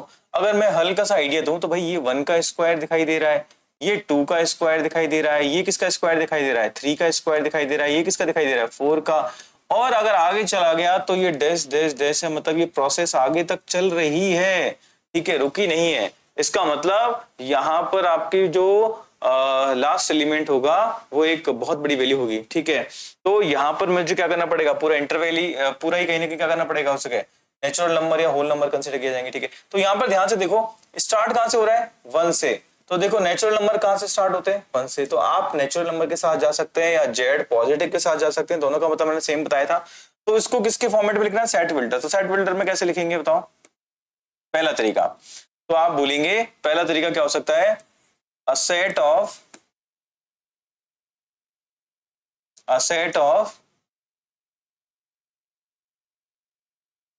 Square of all natural number. Clear बच्चों? तो अगर मैं इसको बोलना चाहूं तो collection of a set of squares of all natural number. All natural number का मतलब 1 का स्क्वायर, 2 का स्क्वायर, 3 का स्क्वायर, 4 का स्क्वायर, 5 का स्क्वायर, आगे तक चलेगा। ठीक है, n का स्क्वायर। क्लियर है? तो ये इस तरीके से भी लिखा जा सकता है। अब आप बोले नहीं सर ऐसा नहीं लिखना, हम तो थोड़ा सा ना उस तरीके से लिखना चाह रहे हैं, एक्स सच दैट वगैरह वगैरह। ठीक है, तो तब कैसे लिखेंगे, तब लिखने का तरीका क्या हो जाएगा, ए एक सेट है, उसमें एक एलिमेंट x है और वो कुछ इस तरीके से है, x सच दैट इस तरीके से है कि सबसे पहले तो बताओ कौन से नंबर्स को कंसीडर कर रहे हैं, x बिलोंग्स टू n। बिल्कुल सही है। तो x किस पे बिलोंग कर रहा है, नेचुरल नंबर्स पे बिलोंग कर रहा है। ठीक है, मतलब x नेचुरल नंबर का ही क्या है, एक एलिमेंट्स है। ठीक है, आगे बढ़ गए फिर, और फिर आगे क्या बोला है, x बराबर क्या है n स्क्वायर। अब ये x बराबर n स्क्वायर क्या है बताओ, इस लाइन का मतलब मुझे बता दो। ठीक है, x बिलोंग्स टू क्या बोला है, नेचुरल नंबर। पहली बात तो किससे कंसीडर करना है, नेचुरल नंबर से कंसीडर करना है। बिल्कुल सही बात है। ठीक है, साथ के साथ क्या करना है, एलिमेंट्स कैसे लिखना है बताओ, x लिखना कैसे है, x लिखा जाएगा n का स्क्वायर। क्लियर है? अच्छा, अब आपने बोला नहीं सर इसको ना मैं थोड़ा सा और इजी कर देता हूँ, थोड़ा सा और इसको कैसे आसान कर सकते हैं। तो इसके फॉर्मेट कुछ ना कुछ चेंजेस किए जा सकते हैं, जबकि मीनिंग सब जगह से क्या आएगा, सेम ही आएगा। अब आप और इसको कैसे लिख सकते हैं, आप इनिशियली क्या कर सकते हैं कि x बिलोंग्स टू क्या कर दिया जाएगा, n लिख दिया जाएगा, ठीक है। फिर उसको आप दूसरे n से भी रिप्रेजेंट कर सकते हैं। तो ये कुछ ऐसा तरीका है। अच्छा, z के फॉर्मेट में लिख रहे हैं z, तो इसको x बिलोंग्स टू क्या लिखा जाएगा, z पॉजिटिव, पॉजिटिव इंटीजर्स हो जाएगा, ठीक है। और जो x है वो क्या आएगा, square of z positive. Clear है, ऐसे लिखा जा सकता है। तो वो सब चीजों का मीनिंग सेम निकल के आता है। क्लियर बच्चों, तो ये मेरा कौन सा हो गया, सेट बिल्डर फॉर्म हो गया।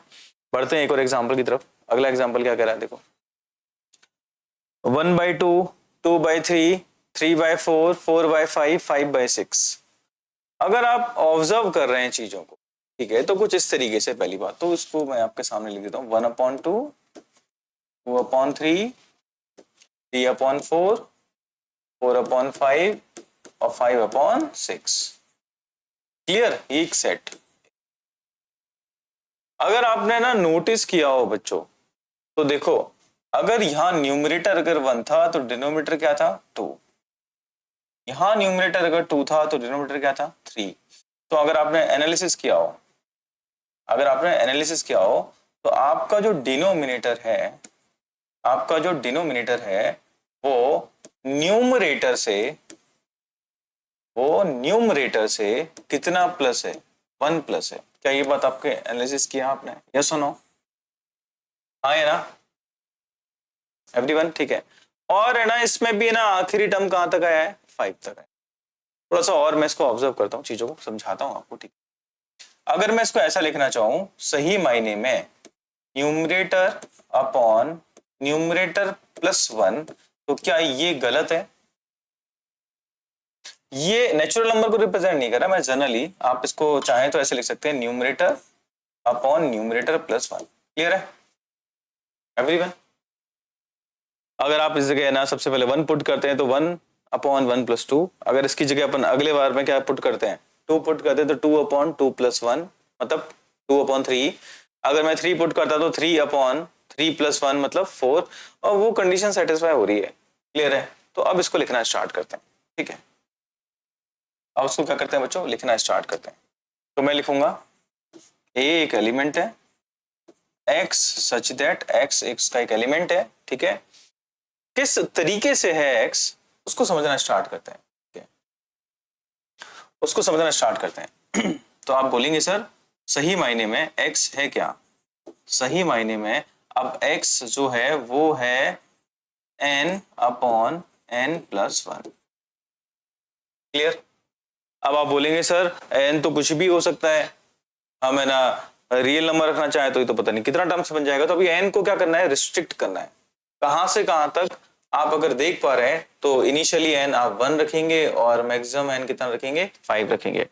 और इसके साथ साथ, ठीक है, अब है ना जगह आपको इंटरवल लगाना पड़ेगा। इंटरवल कैसे लगाएंगे, आप बोलेंगे कि जो n है वो क्या है, greater than equal to 1 and less than equal to 5। Clear? अब अगर आपने n greater than equal to 1 और लेस देन इक्वल टू 5 लिख दिया तो इसका मतलब है 1 से 5 के बीच में। अब अभी भी n क्या है, प्रॉपर डिफाइन नहीं है। स्मॉल n क्यों नहीं है डिफाइन, क्योंकि 1 से 5 के बीच में 1 और 5 को कंसीडर करें तो कितने रियल नंबर आ सकते हैं, इनफाइनाइट रियल नंबर आ सकते हैं। अब मुझे क्या करना है, इस n का नेचर और बताना है, भाई n का नेचर कैसा है। तो आप बोलेंगे सर जो n का नेचर है, वो जो n का नेचर है वो नेचर कैसा है आपका, बिलोंग्स टू क्या लिखा जाएगा बताओ, नेचुरल नंबर। क्लियर है? तो अब ये क्या हो जाएगा, प्रॉपर डिफाइन हो गया। क्लियर है? अब देखो मैंने क्या किया, इसको ना दो पार्ट में बांट दिया। सबसे पहले मैंने x के बारे में लिखा, भाई x है क्या चीज, तो x क्या है, n/n+1। क्लियर? ये आपका जो न्यूमरेटर है उससे एक ज्यादा कौन है, डिनोमिनेटर। लेकिन अब है ना मिनिमम अगर मैं देखा तो न्यूमरेटर 1 है, मैक्सिमम किसकी तरफ जा रहा है, 5 की तरफ जा रहा है। तो मतलब n greater than equal to 1 and less than equal to 5। Clear है? अच्छा, इसको ऐसे भी लिखा जा सकता है बच्चों, कंफ्यूज मत होना, इसको समटाइम ऐसे भी लिखते हैं, n बिलोंग्स टू ऐसे करके। क्लियर? तो वो भी गलत नहीं है, वो भी सही है अपने आप में, ठीक है। लेकिन इस n के बारे में और बता दिया, बिलोंग्स टू कैपिटल। क्लियर है? तो ऐसे भी लिखा जा सकता है। तो ये आपका क्या हो जाएगा, एक सेट बिल्डर फॉर्म हो जाएगा। अच्छा, तो इसको मैं और आगे है ना डेफिनेशन फॉर्मेट में लिखूं तो आप स्टेटमेंट के फॉर्मेट में लिख सकते हैं, a collection of all fractions या all rational number in which numerator is 1 less than denominator where the all terms belongs to natural number and starting from 1 and goes up to 5. समझ पा रहे हो? ऐसे भी लिखा जा सकता है, ठीक है, या फिर बोल सकते हैं denominator is greater than 1 than numerator. Clear है? चलो बढ़ते हैं आगे नेक्स्ट एग्जांपल की तरफ। नेक्स्ट एग्जांपल देख करके बताएं आप, ठीक है, एग्जांपल नंबर 5, ठीक है। ये कह रहा है कि देखो match each of the set on the left described in the roster form with the set same set on the right described in the set builder form. Clear है बच्चों? तो मुझे क्या करना है, इनको मैच करना है कि सही मैच कौन सा रहेगा। एक तरफ रोस्टर फॉर्म लिखा हुआ है, ये मेरा रोस्टर फॉर्म बच्चों, मतलब टेबलर फॉर्म हो गया, और ये मेरा कौन सा फॉर्मेट हो गया बच्चों, डेफिनेशन फॉर्म हो गया, सेट बिल्डर फॉर्म हो गया।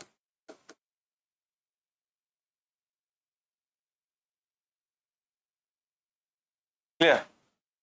चलो तो इसको आप देखिए, समझिए कैसे। P, R, I, N, C, A, L, ठीक है, इधर से ध्यान से देखते हैं। अगर आपने D को एक बार रीड करके देखा, रीड करके देखो D को, ये कह रहा है X is the letter of the word principal.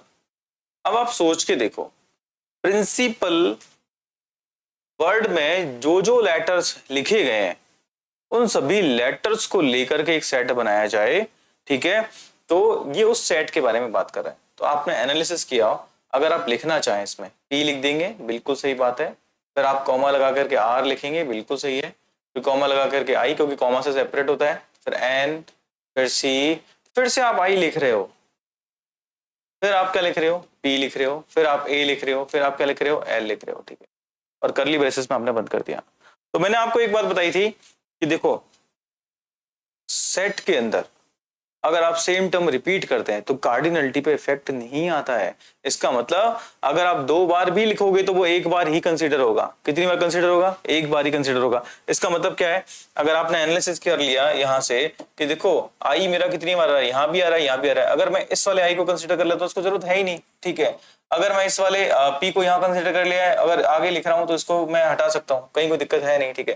तो कहीं ना कहीं अगर आपने एनालिसिस किया आई और पी रिपीट हुए हैं, रिपीटेशन से कोई फर्क नहीं पड़ता, ठीक है। आप 4 बार लिखो, 10 बार लिखो, 1000 बार लिखो, ठीक है, तब भी कितनी बार कंसीडर होगा? 1 बार कंसीडर होगा। इसका मतलब क्या है, आई और पी अगर मैं एक बार हटा दूं यहां से तो आप मैच कर पा रहे हैं ये किसको रिप्रेजेंट कर रहा है, कौन से वाले को, ठीक है, से। तो फर्स्ट किससे मैच कर जाएगा? डी से मैच। क्लियर है?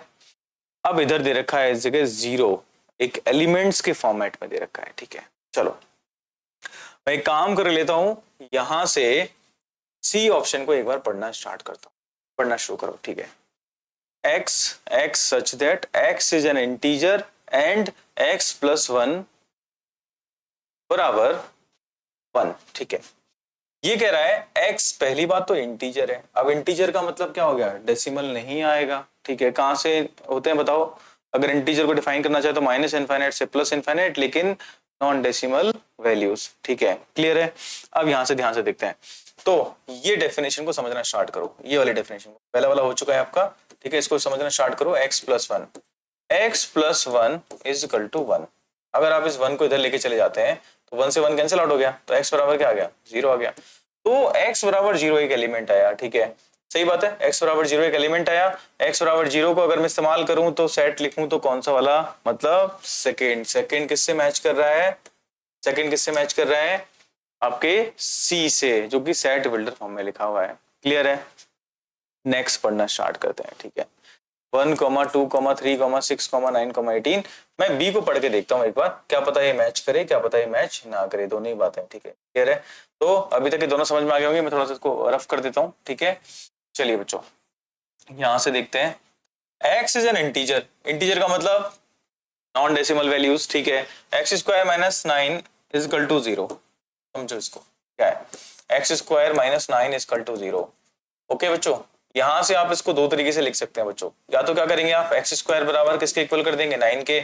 और जब कभी भी पावर क्या आती है, इवन आती है, तब उस कंडीशन में बच्चों 2 रूट्स कंसीडर किए जाते हैं, एक पॉजिटिव और एक नेगेटिव। तो बताओ किसका स्क्वायर 9 होता है? +3 का भी होता है और -3 का भी। क्लियर है? तो यहां से आप सेट के फॉर्मेट में लिखेंगे तो 3, -3 भी लिख सकते हैं, या -3, 3 लिख सकते हैं, कोई फर्क नहीं पड़ेगा, दोनों का मतलब सेम है, मैंने कोई इसमें अंतर आता ही नहीं है, ठीक है। तो कौन सा ऑप्शन मैच कर जाएगा? कौन सा ऑप्शन मैच कर जाएगा आपका? ये तो बी को कौन सा फोर्थ मैच कर रहा है, क्लियर है। अब फर्स्ट वाले की डेफिनेशन को पढ़ना स्टार्ट करते हैं। एक्स एक पॉजिटिव इंटीजर है, मतलब Z positive Z positive Z positive, ठीक है, and is a divisor of 18। अच्छा, डिवीजर ऑफ 18 का मतलब क्या है?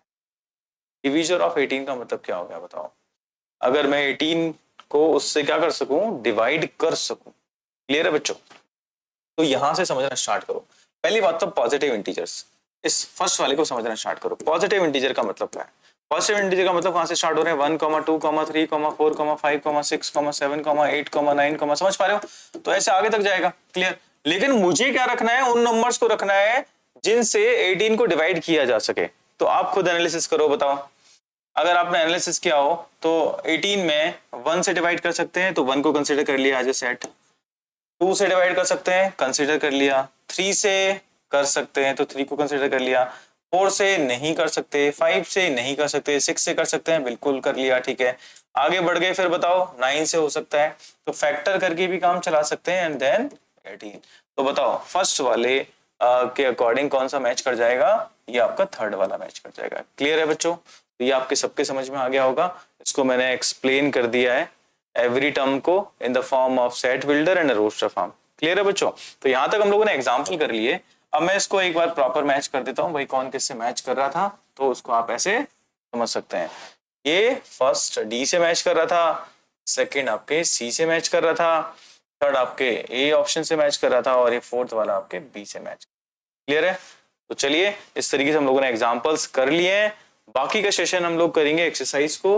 तो बच्चों आज हम लोगों ने ना सेट्स के बारे में थ्योरी पढ़ ली, उसकी सेट होता क्या है, उसके बाद सेट को लिखते कैसे हैं, और उसके ऊपर बेस्ड हम लोगों ने क्या कर लिए, एग्जांपल्स कर लिए। अब आपका टास्क क्या है बच्चों, इस सेशन को एक बार वापस से देखिए, ठीक है, और इसके ऊपर जितने भी क्वेश्चन आते हैं, ठीक है, उन क्वेश्चन को समझते हुए क्या करिए, सॉल्व करिए, ठीक है। अगर आपके पास कोई भी रेफरेंस बुक है, एनसीईआरटी है, एनसीईआरटी आप सबसे पहले लगाइए, देन उसके बाद आपके पास और अदर कोई रेफरेंस बुक है, आर डी शर्मा है, कोई अदर जो भी बुक है, उसके भी क्वेश्चन क्या करिए, आप सॉल्व करना स्टार्ट करिए, ठीक है। उम्मीद करता हूं आज जितना पढ़ाया होगा आपको समझ में आया होगा, ठीक है। और हमारे विंसम इंटरनेशनल स्कूल्स के जो डिजिटल प्लेटफॉर्म है उस पर आप जुड़े रहिए और उसे सब्सक्राइब करिए, लाइक करिए, आगे बढ़ाइए। Keep growing and keep learning.